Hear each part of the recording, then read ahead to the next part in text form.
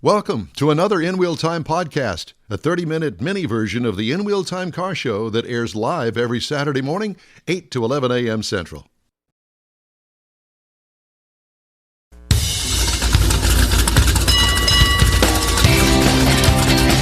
It's the In Wheel Time Car Talk Show. Just ahead, we're going to talk to Steve Yariv with Dealer's Choice Auto Transport about getting your car moved without driving it. All right. Magic. Plus, Conrad's going to have the In Wheel Time Car Clinic, and it's going to be on Shelby's? Shelby Ford products. Okay, very good. And we'll have this week's automotive news. That's later on. Howdy along with Mike. Nope, Mike's not here. It's David Ainsley filling in for Mike today. One of those rare times that Mars is not here. Yeah. You know what's funny? I'm glad he was here. You know what's funny? Because I don't, Mars is rarely not here. Very rare. And so... Need some time. Yeah, absolutely. Needs a little time every once in a while, so we appreciate everything that Mr. Mars does for absolutely. us. And we also have here with us Mr. King Conrad DeLong, and we always need more Jeff Zekin. I'm Don Armstrong. Glad you could join us on this Saturday morning. And Wally. Wally's here. And Wally is here, and you're gonna find out all about Wally a little bit later on. Wally. That's it. Thank you. So. Do that again? Sorry. Hi, my name is Wally. God. Steve, I don't know what you've called into this morning, but we're kind of waiting here to see if we can settle down enough to make it look like we're trying to be legit. But at any rate, Steve Yariv is with the Dealer's Choice Auto Transport Company, and we thank you so much for joining us this morning. Steve's overdressed. He's got a jacket on. Happy to be here. Yeah. So, is it cold up there? Is that why you're wearing the jacket, or you thought that this was a different car show and you needed to put on a jacket and look really official? You know, believe it or not, in Florida, when it hits 65 degrees, it's actually cold. Yeah, that's right. So you're in Florida, and you have a company called Dealer's Choice Auto Transport. Okay, explain to everybody exactly what that is. So, Dealer's Choice is a nationwide transport company for automotive dealers, individuals, college students, military personnel that are going and shipping their vehicles throughout the entire country. That's what we do. Okay, so you pick up the car wherever you were told to go to pick up the car, and you pick it up and put it on a transporter, an 18-wheeler, I assume. Yeah. We have majority of the business is 18-wheelers, but we have a lot of small trucks that people want more of a private service where it's their car by itself, or maybe they have two cars and just put it inside a 2-car enclosed trailer and go. Yeah, so they don't have to go out and buy or rent a trailer, right. And then how are you going to trailer it there? Well, plus they have people with experience that know how to load it, tie it down, probably insurance so that they're covered while the vehicle's in movement. Now, do you physically own your transport vehicles, or do you contract that out? Both. Okay. We actually own our own trucks and trailers and have our internal drivers, and then we have hundreds of drivers that are leased onto us with their own trucks and trailers, but everything goes via our insurance. Oh my gosh! So, the logistics on that has got to be incredible. What do you got? A staff of 10 to keep all this stuff straight? Oh, more than that. It's never ending. It's it's in wheel time, I guess. There you go. Basis. How did you get into this business? Interestingly enough, I was on Wall Street, and it was just an investment that I made in a little one-truck company. Really? And, yeah. Went from Wall Street to Main Street and learned the business on my own by meeting somebody, and learned the entire transport brokerage business on my own and figured it all out. How many years ago was that, Steve? 21, going on 22 years now. Wow. So you've got obviously more than enough experience to do this, and I assume that you transport anything from motorcycles all the way up to the most expensive car in the world. Well, absolutely. We are known to be the number one transport company for all the exotic and highline dealers throughout the country. Yeah. And I guess when it comes to moving oddball stuff, you do that too, as far as competitive trucks with great big wheels on them and that sort of thing, and you send people to where they're going to start the shipment there, and they are obviously the final deciders as to whether the thing is going to fit on the transport or if they need something else. Usually when it's the oddball unit, we ask for photographs, measurements, and we'll get the right trailer there to pick it up. Yeah. We don't make mistakes. We've learned over time what needs to get done, what needs to show up. So as long as the measurements are correct. How many vehicles did you move last year or the year before, just as a raw number? Ballpark anywhere from 20 to 25,000 cars. Wow. Can you name some of your clients, or is that a privilege thing? No, absolutely. Coincidentally, Shelby America, which you just mentioned a little while ago, we ship the vehicles from their facility in Las Vegas to the dealerships. Brayman Motor Cars, Eurocar Orange County, Iluso in Orange County. There's thousands of them. We were Racatina, Fort Lauderdale Collections, Holman Automotive Group. Oh, wow. The list goes on and on. Are your transports mostly enclosed? About 80%. 80%. Is the volume of your business the wholesale side of it or the individual retail side of it? In the beginning, it was majority on the wholesale side, and over time, as you grow with the dealerships, you end up with a tremendous amount of the retail business from the dealership to the consumer, and then the consumer becomes a client because they're a snowbird shipping their vehicle from the Northeast to Florida, from Washington, Oregon down to California or Arizona, where they spend their winters, and then shipping the vehicles back. So the business has evolved over time tremendously. So are you domestically based, or do you do international shipping as well? We just do domestic. Okay. Yeah. I've got a friend of mine that has gotten into buying and selling, or flipping, if you will, exotic cars. And you would think that Houston being such a big market here, that he would get them from here, but no, he gets them all over the United States, wherever the deal may be, and has the car shipped here.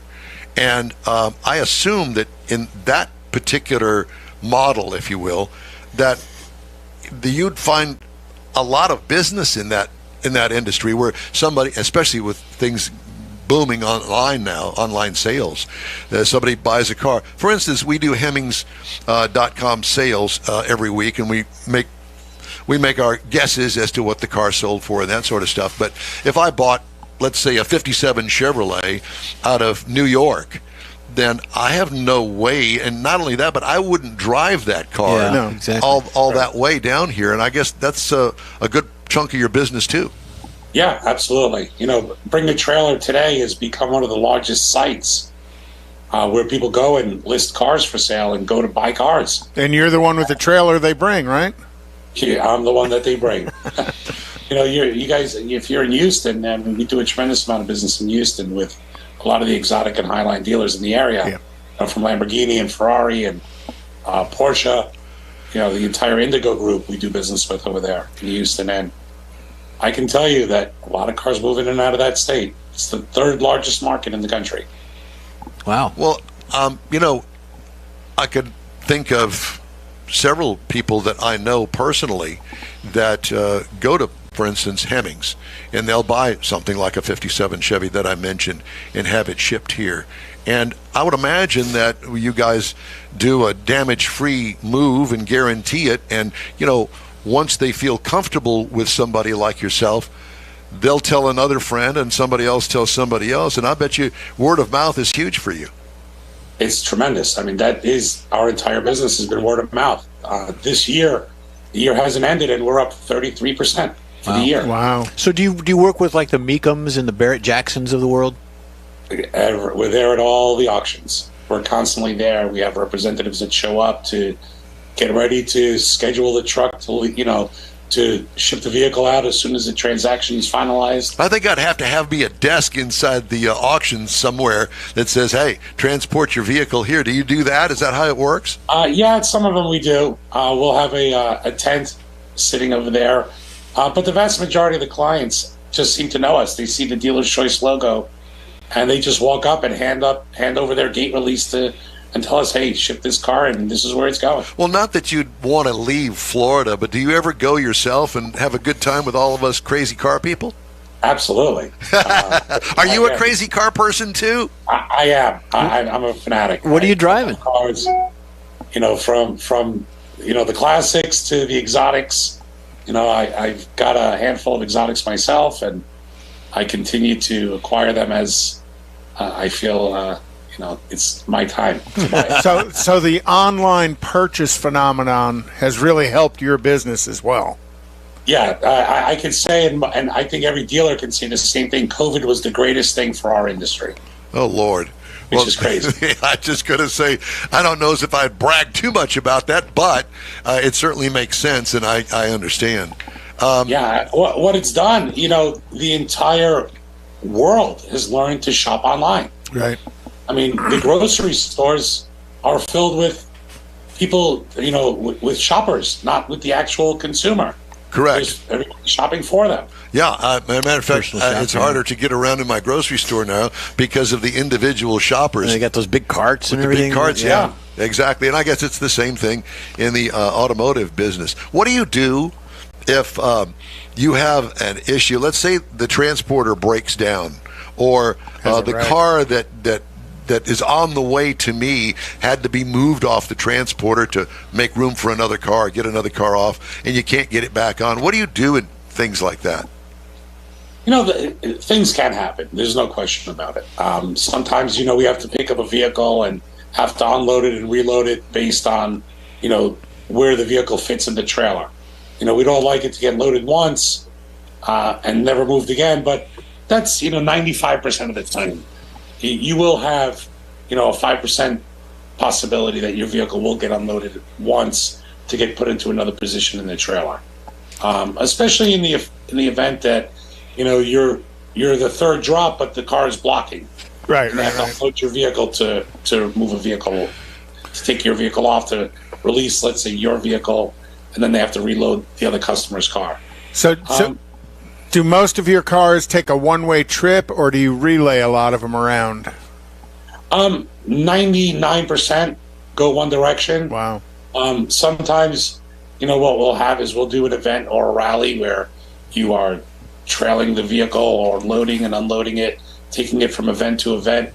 When we had to do the launch of the new BMW M3, you know, we had to unload the car to dealership, reload it up, take it to the next dealership the next day, and, you know, went in a big circle. Same thing we did with Lotus on their recent cars that they're releasing. So you have to go from dealer to dealer and just load and unload it. Do you name dropping BMW and Lotus is good? It is good. Where in Florida are you? Palm Beach. Oh, okay. Do you have obviously transporters that have multiple cars on them? Do you wait for the transporter to get loaded with a full load before it comes to Houston, or you might have some open spaces on it? How does that work? You know, we're an extremely busy outfit, so we don't have much downtime of waiting to try to get loaded. Generally, if, you know, our 6-car carrier is going to go to Houston and Dallas, San Antonio, coming out of Florida, I'll have them loaded within, you know, 48 hours and en route. Wow. And delivered within 48 hours. And I would imagine that you'll have some that'll have a space on it because you left the space in there to pick up a car up in Tallahassee. Oh, absolutely. But most of the time, you know, if there's an emergency, the car needs to get there, we will leave with an open spot, you know, come hell or high water.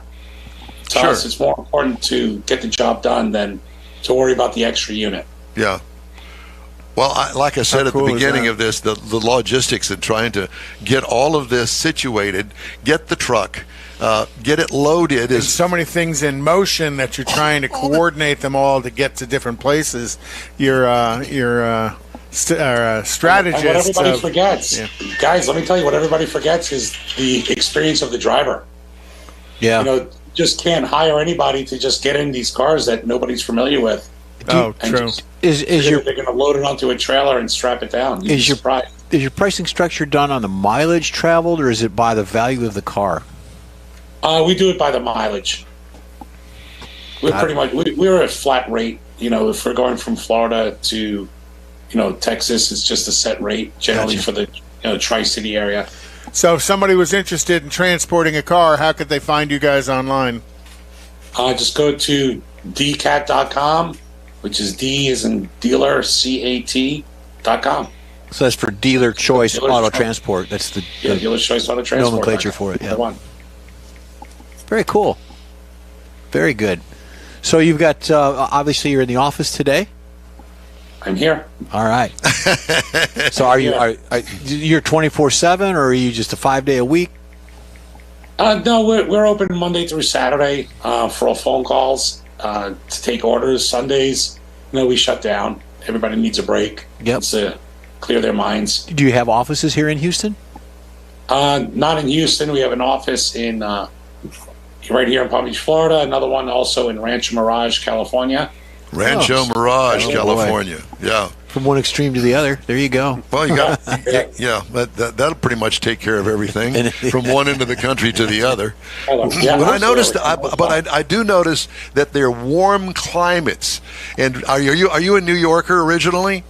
I am. And well, that says it all. And we know where you are now because, I think I could go for the year-round, 70, 80-degree weather. There's no doubt about it. He is a snowbird. Well, what is your daily? I am. What is your daily driver? What is your daily driver, Steve? My daily is go to back and forth to work is a brand new 7 Series BMW, and then I have my course it is. Lamborghini, I have my Ferrari, I have my Porsche. Says Monday, Tuesday, Wednesday is a different car. When he's feeling like Yeah. it. Yeah, exactly. Well, it's great to talk to you, Steve, and thank you so much for filling us in on what has turned out to be a very lucrative and important business for you. Coming off of Wall Street, the guy goes and gets into the business and With one truck. With one truck, Yeah. 22 years later, and he's doing nationwide stuff. And we congratulate you on a job well done, my friend. Yep. I appreciate it, guys. Thank you so much for the opportunity. Thank you. cool. Well, hope to Bet. talk to you again soon. All right.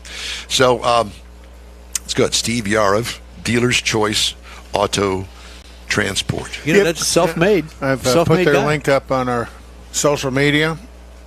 Pretty cool. That's a lot of people are looking for somebody that can transport a vehicle, and you definitely want somebody with experience and knowledge and insurance to cover it. Well, the other thing is with him, it's really the connections, because he uses so many freelancers, if you will, that do 18-wheelers and specialize in automotive transport. And those are the guys that really make his That do business. the work. Yeah, that He's do the work, making that the he connections, trusts. right. And I think that, if I'm going to move my $50,000 investment from Kentucky to Houston, I'm going to use him because he's got the connections with the guys that know how to do it. Yeah, it's a And peace of mind. yeah, and not mess up my car. Listen, I wouldn't trust me because I'm not in that business and I don't know. I'd strap it down the wrong way and have the thing hanging out of the side of There the you go of with the your strap-ons transporter. again. Yeah, that's right. Well, we won't go there. Time now for let's see, Conrad's Car Clinic. We were talking about Shelby's. Well, yeah, we started with Mr. Norm and the car that we had at Autorama that won its class. Did we tell everybody that? Yes. Okay. No, we didn't. Well, we did on social media. No, I know, but we didn't. We really didn't. We should back that up. We should. Yeah. So let's back up and remind everybody. If you didn't know or didn't see, we had the 1965 Dodge Coronet, Jim Coronet Tilley's 500. car. And it was a Mr. Norm car. Mr. Norm was a dealer in Chicago that hot-rodded factory cars when he got them to the dealership. And there weren't, in overall terms, there weren't that many of them made. And Jim took the car and completely redid it in its original form, And this except is a for the 426 wheels. 426 wedge. Yeah, wedge motor in it. And the judges deemed it worthy of a first place award. Yeah. And we were really proud and proud for him to get the award. Stunning He got two. car. He had 2 awards. Stunning car. Yes, he did. I don't remember what the second award was, but it was a in cash his award. Being in the Division- best booth. The booth, no, it wasn't the booth. But There were 2. But that's kind of started my thought of the conversation of, and you had done a piece on who Mr. Norm was and Right. Grand Spalding Dodge up in the Chicago area, and then I followed it up with the Chevy guys and Dickie Harrell and the Yankos and the Baldwin and all of those. So I thought, the other one of fame is Carroll Shelby. You got to remember, Shelby started with the Ford products, building Mustangs. The GT350 seen here was a 65 model car. All of them in 65 were white with a blue stripe.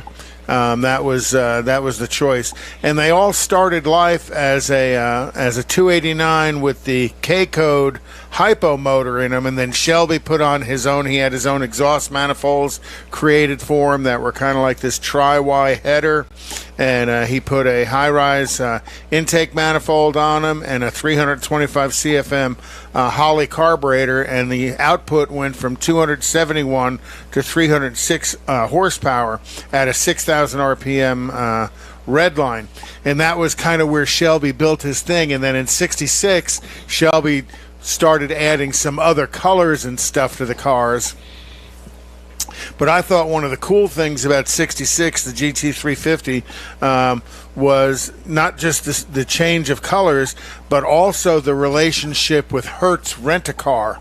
And Shelby produced 1,373 fastbacks in 1966, and that's my favorite there. Yeah, good looking car. And then the GT350H, which was the Hertz cars that were sold to Hertz, and you could rent them from Hertz. There was 1,003 of those that were delivered to Hertz for rental, and it was where the phrase was coined, rent-a-racer. That was about this car. And come to find out through the years, that rent-a-racer car, a lot of people would go rent the car, jerk the motor out of it, put a regular 289 in it, and return the car to Hertz. Man. Also in 66, Shelby played around with, that was the first time they offered an automatic in the car, but they also offered an optional Paxton supercharger. Pretty cool that the small little differences between the 66 and 65 and 66 cars were there, but Ford, in order to help Shelby's sales, Ford, a major stakeholder, that extra 1,000 cars that were sold to Hertz was because Ford owned Hertz at the time. Don't you wish that you had one of those cars? 350H, that would be my Shelby of choice. I think I've only seen in all the years a couple of those. Yeah. There was two of the Hertz Rent-A-Racers at Autorama in a booth not far from I saw that. Yeah. Oh, okay. There were some differences in them, but the limited slip differential was an option. You would think in those cars, the Shelbys, that the limited slip would be standard.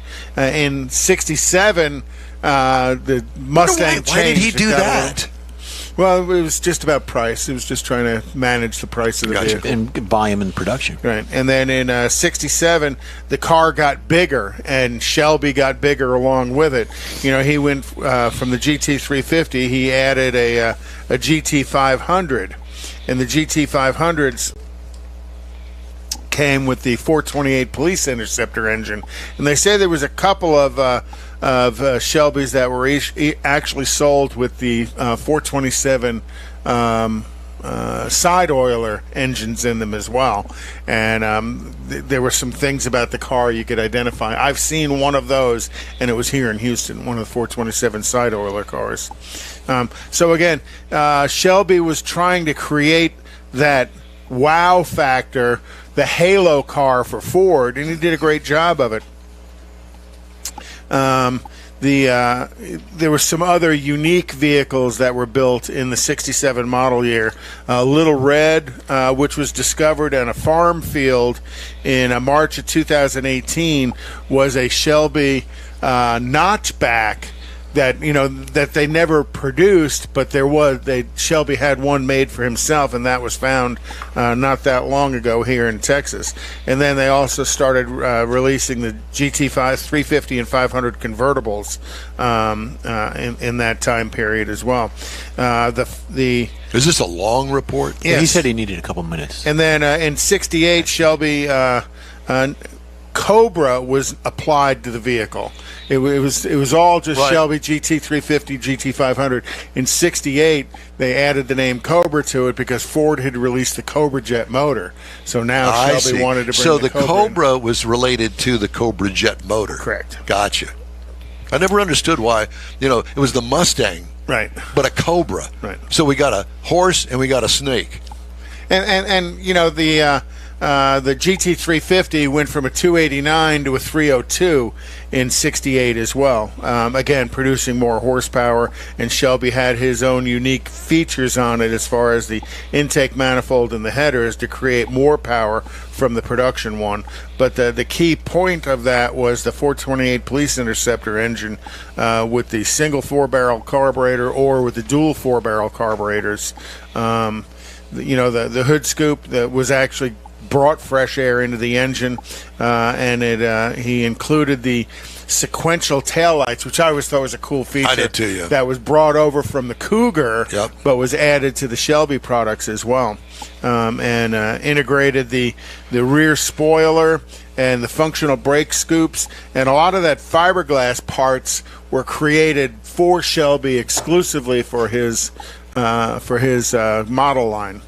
And then we'll talk next week about Shelby also had a relationship when Lee Iacocca left Ford and went to Chrysler. Shelby came over and did some Chrysler products. We'll talk about those next week. Okay, thank you, sir. One recall that I wanted to get in before the end of the show, and that is... Sounds like your phone. It was. Latest recall from Ram involves 142,000 plus pickup trucks for malfunctioning turn signals and high beams. The affected vehicles include model year 23, 1,500 pickups, and model year 23, 24, 2,500, 3,500, 4,500, 5,500 trucks. The issue concerns the steering column control module, which may cause the high beams to activate when the turn signal is used to activate the turn signal when the high beams are used. Additionally, the turn signal self-canceling feature may not function properly. Either can cause confusion or reduce visibility for other vehicles, including the risk of a crash. Dealers will inspect and, if necessary, replace the steering column control module for free. Owner is going to be notified by Ram parent automaker Stellantis January 17th, 2024. See, and I thought they bought those parts from BMW because they never use their turn signals. And the auto show's the 24th. Quick break now, and we'll be right back here on the In Wheel Time Car Talk Show. You own a car you love. Well, why not let Gulf Coast Auto Shield protect it? Houstonian John Gray invites you to his state-of-the-art facility to introduce you to his specialist team of auto enthusiasts. We promise you'll be impressed. Whether you're looking to massage your original paint to a like-new appearance, apply a ceramic coating, install a paint protection film, nano-ceramic window tint, or new windshield protection called ExoShield, Gulf Coast Auto Shield is where Houston's car people go. Curbed your wheels? Instead of buying new, why not have them repaired? How about a professionally installed radar detector? Gulf Coast Auto Shield does that too. Get a peek inside the shop and look at the services offered by getting online and heading to gcautoshield.com. Better yet, stop by their facility at 11275 South Sam Houston Tollway, just south of the Southwest Freeway, and get a personal tour. Gulf Coast Auto Shield is your place to go for all things exterior. Call them today, 832-930-5655 or gcautoshield.com. The original group of Loopy Tortilla restaurants will have you telling your family and friends just what the original recipes mean when it comes to the best fajitas in Southeast Texas. Founder Stan Holt invites you to visit the original Loopy Tortilla near I-10 and Highway 6. Here's the original house that inspired the design of all the rest and the original charm that helped make Loopy Tortilla the go-to destination for Houston Tex-Mex. Speaking of original, nothing can compete with the original lime pepper marinade that everyone will agree makes Loopy Tortilla award-winning beef fajitas the best anywhere. Loopy Tortilla Katy is another location that gives you the same quality and service Houstonians have come to expect at Loopy's. It's located just off I-10 and the Grand Parkway at Kingsland Boulevard in Katy. Find yourself in Aggie Land? Head to the Loopy Tortilla in College Station, located just around the corner from Kyle Field. It's a great place to enjoy those famous frozen margaritas before or after the game. Headed east to Louisiana? Stop in at the Loopy Tortilla in Beaumont. It too's on I-10. You can't miss it. The original group of Loopy Tortilla restaurants invites you in for the best Tex-Mex anywhere. The In Wheel Time Car Talk Show is now part of the iHeart family. Now you'll have access to 24/7 Car Talk anytime you need a fix. Just download the iHeartRadio app and ask for In Wheel Time Car Talk, and there we are. Be sure to save us in your iHeart library for instant access. No matter where you are, you have the best Car Talk show right on your PC, laptop, or mobile device and never have to worry about finding us again. Of course, you can always get access to our video and audio streams via InWheelTime.com and your favorite podcast channel, and all of this is free to you.